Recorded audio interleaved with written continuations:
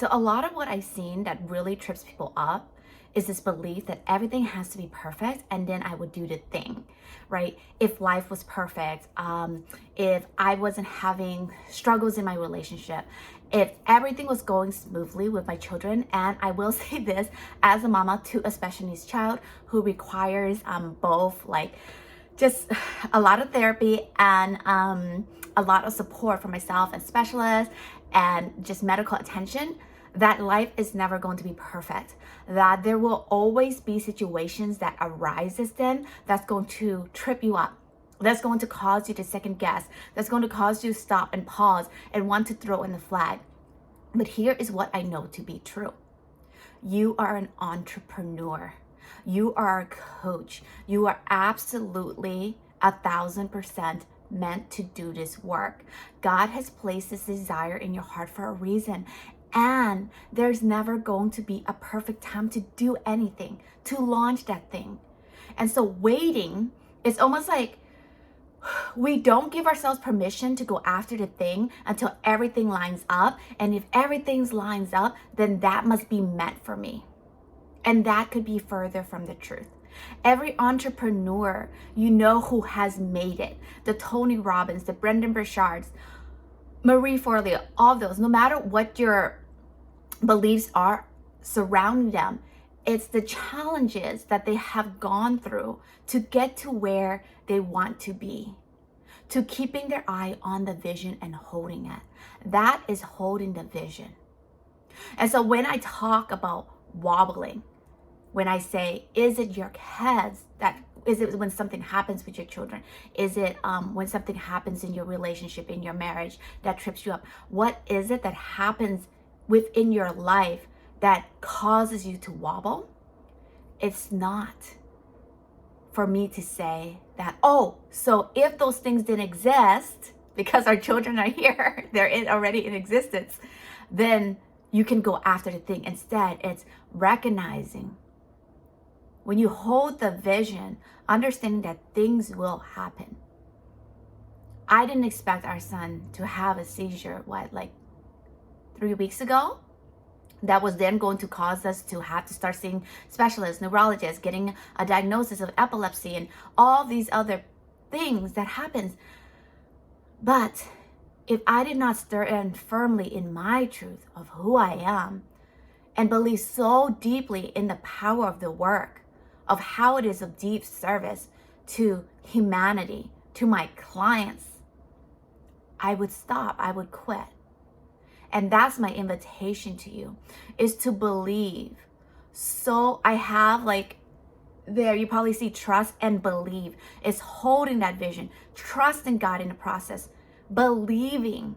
Because if you truly believe what just is saying in the Bible, that faith can move mountains, it's because of that belief. That belief is going to hold that foundation for you to have something to grasp and hold on to, regardless of everything that you're experiencing, especially in the physical plane, because we can't expect there to be perfection in our life. I see this time and time again with entrepreneurs and with coaches, and I don't want that for you, because I believe so powerfully with you. I want to hold that vision with you, but no one can hold that vision stronger than you do.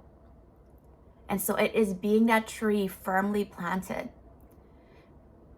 It is having a clear vision of what it is that you truly desire and giving yourself permission to go after that. What lights you up, and saying, this is meant for me. My desires are meant for me. God has given it to me for a reason. And I know that vision that I have, and if you're not someone who can very visualize, just tapping into the feelings that you do have, and being able to really cultivate it and anchor into it when it makes no sense. It is when it makes absolutely no sense that you know that you are trusting and believing, because it is so easy to trust and believe when everything makes sense. But isn't that the opposite of faith, right? Faith is when you firmly believe when it makes absolutely no sense, when everything around you feels like it's crumbling, when it's like, oh, that person I was in a marriage with, and everything around you, like in that marriage, in that dynamic, begins to crumble, and you no longer feel like it's worth fighting for, or you feel like, okay, maybe this isn't meant for us. But when you anchor into the belief that no, I'm going to choose, right? Marriage is always a choice. When we talk about like love, and this is going to be a different topic for another time. When we talk about love, there was years ago when I was actually at a friend's wedding, and then the person who was basically doing the ceremony said, love is a choice and you have to choose love every day. And oftentimes we have like this fairy tale vision of, oh, everything's gonna be perfect, and you see the perfect guy and he like does all these things like all the Hallmark movies. But no, it's like love is a choice, and I am choosing to love this person, and that person also has a choice to meet me where I'm at and to love me, right? It's never 50-50. It's the same with life. It's like sometimes we feel that, okay, if life gives me all this, like if I had the same opportunities and all these things, it's like, no.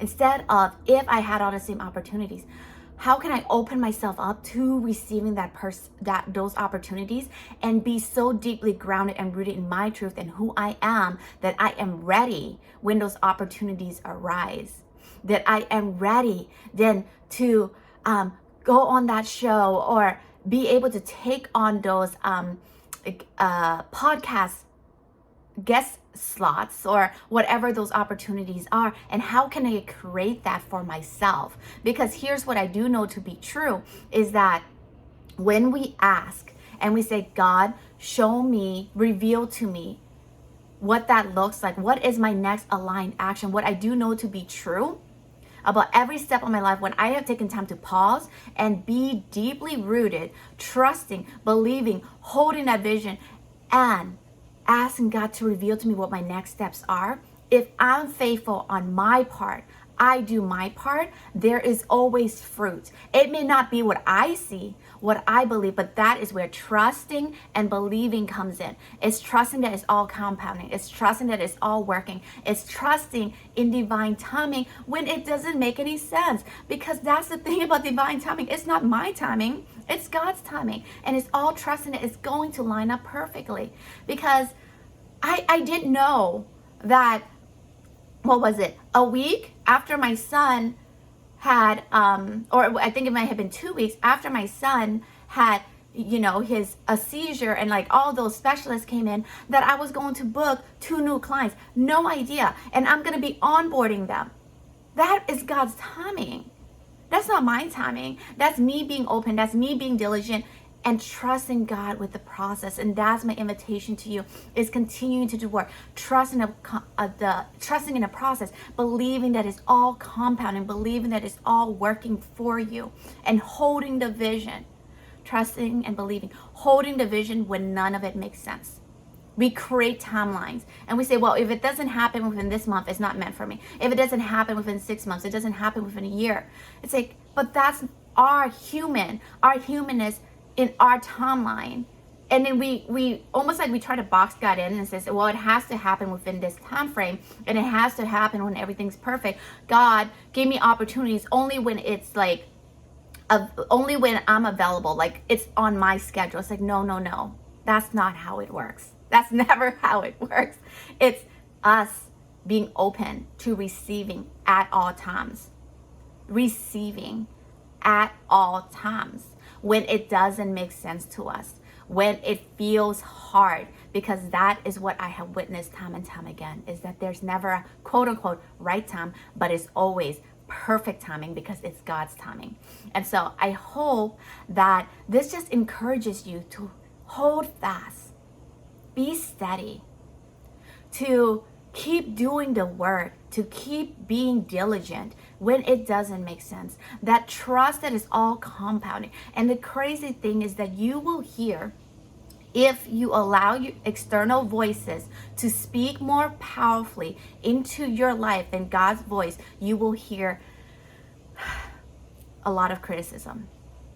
It will cause you to be wobbly. Your friends will say, oh, well, maybe this isn't the right time for you. No. I believe powerfully in who I am. And I know that I can withstand the storm because I have God that I can lean on, and I can trust him to carry me when things are heavy and when things are hard, and I can be diligent and I can continue to do my part. I know what my assignment is, and I am clear about who I am and whose I am. And when you are that deeply rooted and clear about who you are, you will be a tree so deeply planted that you are unstoppable, that you are immovable. Okay? I want you to hold your vision with that level of just relentlessness within you. Hold the vision. I tell my clients all the time, hold the vision. And when they're uncertain, when they're unsure, like, allow me to enter in and hold the vision with you. Allow me to enter in and pray over you, pray over your life, speak truth. Allow me to enter in and pray over you and your business. So that way, you know, when I know not everyone here is Christians, but my firm belief is when you have 2 to 3 people come together, and this is actually a biblical principle, that Jesus is right there with you. And so for me, when I begin to wobble, I ask my sisters to pray with me. And it's the same for me, for my clients. I'm like, let me enter in. Allow me to enter in and help you to begin to strengthen your level of certainty when you begin to wobble. That's is what your coach is meant to do, is to help you hold that vision. It's meant to support you. That's what your so-called friends are supposed to do. Like, of course, you know, when I say that, there's a whole different conversation around that, but I want you to be in such a supportive group, so that way when you begin to wobble, you can have others hold on to that vision alongside you, to speak life into you, to really help you become immovable. Because when you have that level of faith, you're unstoppable. You truly are. And so I hope that this supports you. I hope that this just helps you to anchor in. It's like, okay, what do I know to be true about me? Okay. What are some of the things right now? What are the beliefs that I have around my circumstances? Because here's the thing, we can all have the same circumstances and we have a belief system, and it's up to us to decide, is this serving me? Are like the feelings that I generate because of the thoughts that I have that causes me to believe certain things? It's the beliefs that we have then that causes us to believe certain things about our situation, and it's not always true. And if it is this thought helpful? What is another belief that I can get energetically behind that I know to be true, that's actually going to help me weather this storm, that's going to help propel me forward, instead of me going down that same like trajectory I have been in my life? Okay. Because here's the truth, as you enter into a new year, a new season, whatever it is, we create goals, we create like a new vision, and oftentimes it's tainted. Oftentimes there's a filter behind it. Well, it's not possible because of this, this, and this, and this. And I think that this quote is actually from Jim Quick, and you know, I may be wrong, but he says, if you fight for your limitations, you get to keep it. And for me, I want you to fight for your belief. I want you to fight for your vision. I want you to hold on to it and believe, think thoughts, have feelings that then supports that vision. So that is my hope and desire for you, and I will catch you next time, friends.